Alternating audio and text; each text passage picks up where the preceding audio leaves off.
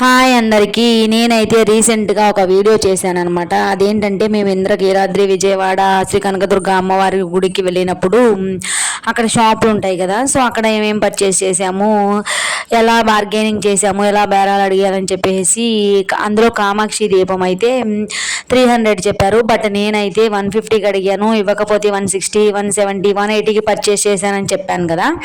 దాని గురించి కొంతమంది ఏమని కామెంట్స్ చేస్తున్నారంటే, ఆన్లైన్లో అయితే ఫిక్స్డ్ రేట్లు పెడతారు కదా, వాళ్ళు ఎంత అంటే అంత అయితే పర్చేజ్ చేసేస్తున్నారు. ఇలాంటి చిన్న చిన్న షాపుల వాళ్ళని కూడా వాళ్ళు ఎంత రేటు చెప్తే అంత రేటు కొనొచ్చు కదా మరి అని అన్నారనమాట.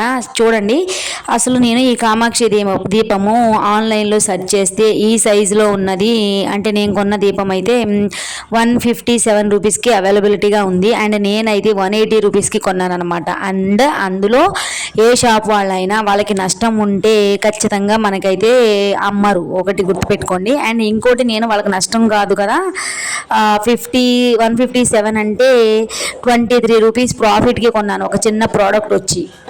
ఆయన ముందు ఎవరైతే నాకు చెప్తున్నారో వాళ్ళు ఫస్ట్ అసలు చిన్న చిన్న షాపుల్లో కానీ లేకపోతే ఇళ్ళమ్మట వచ్చి అమ్ముకునే వాళ్ళు ఉంటారు చూడండి, వాళ్ళ దగ్గర కొనండి. ఫస్ట్ మీరు ఆన్లైన్లో ప్రోడక్ట్స్ పర్చేస్ చేయడం ఆపేసేయండి, తర్వాత నాకు చెప్పండి, ఓకేనా.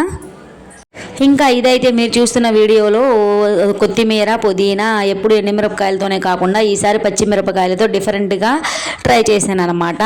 సో సేమ్ ప్రాసెస్ చట్నీ చేయడము, టేస్ట్ అయితే చాలా బాగుంది. చూడడానికి గోరింటాకులాగా అనిపిస్తుంది కదా. ఈ వీడియో మీద మీ ఒపీనియన్ ఏంటో కామెంట్ చేయండి.